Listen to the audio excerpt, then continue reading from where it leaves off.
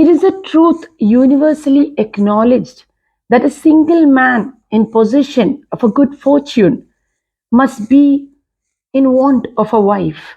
This is how this brilliant novel begins. This is a quote known to every l- student of literature, I would say. When we speak about Pride and Prejudice, I would assume that you already know the story. And I envy those who haven't read it. I believe this is a work that is there present in the collective awareness of every literary student. Everyone who loves literature knows Elizabeth Bennet. They know and they love this robust, the most robust romantic couple ever written in literature, I would say, is Elizabeth Bennet and Mr. Darcy. When we come to Mr. Darcy, I would say that women oh, all along, over the years, have been almost proprietorial in our love to Mr. Darcy. We are so possessive and proprietorial in the sense that we are angry if it is not a perfect casting. Even that actor who is chosen, he has to reach up. He has to be a perfect Mr. Darcy if we are to forgive him. So he is the ultimate gentleman, a man whom every man has to seek to attain to become, and somebody that every woman will always be in love with. So now this is my favorite work from this literary genius, Jane Austen. Jane Austen, we can say, has at her period, that is during the Regency era, she lived in the period where four King Georges in a succession ruled. And at that period, novels were seen as rather having an immoral or something that is looked down upon. Today, we see this reading of novels, rereading, analyzing these works as something which is very elevated. But at that period, it was seen as something that young women who had too much time on their hands indulged in. There were sermons in churches speaking out to ladies, telling them not to read these love stories. But in that climate, we can say that Jane Austen, who is truly a successor of Shakespeare and somebody who sits alongside Charles Dickens, she brought a new revolutionary era in novels. In that period, we see that the heroines had to be rather dramatic, and the story, the plot should have abductions, there should be fights, there should be swords drawn out, but without any of these things, by writing about the most mundane, the ordinary, just a family sitting around a fireside reading a book loudly with such simple things, she brought a revolutionary approach, we can say. Now, if we are not going to go into the romantic aspect, I would leave the romantic aspect to the reader. For everybody has to go through this courtship, I believe. On the other side, we see that this is an author who was very, very aware of the class distinctions of her period. This was a period where we see that right at the beginning, we see Mrs. Bennet. Her greatest wish is to marry off her daughters. She does not have a son. And throughout the story, we see how she says that it is a very sorry state that the estate is entailed to somebody else and not her daughters. So we see that the inheritance laws of England are touched upon in a very wry, there is a satire, there is irony, and how the inheritance laws would skip the daughters and the estate would go to the nearest male relative.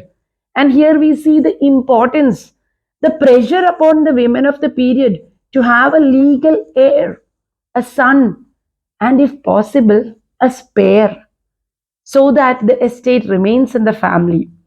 And here, when you first read this work, you are laughing at Mrs. Bennet for being this rather vulgar, extremely dominating, rather coarse lady, we would say, a lady who is not so educated, and her only ambition in life seems to be to marry off these excellent daughters and have them far away from her. But when you look at the laws of the period, of how difficult it was to live, maintaining all those class distinctions, and we see how Catherine Deberg is represented as a woman who kept the class distinctions, and she is described by the odious Mr. Collins as a woman who was ready to be condescending to the lower classes. So this is how it is presented. So we see here how Mrs. Bennet would want her children to be secure. So I think she is one of the most uh, very strong characters in literature.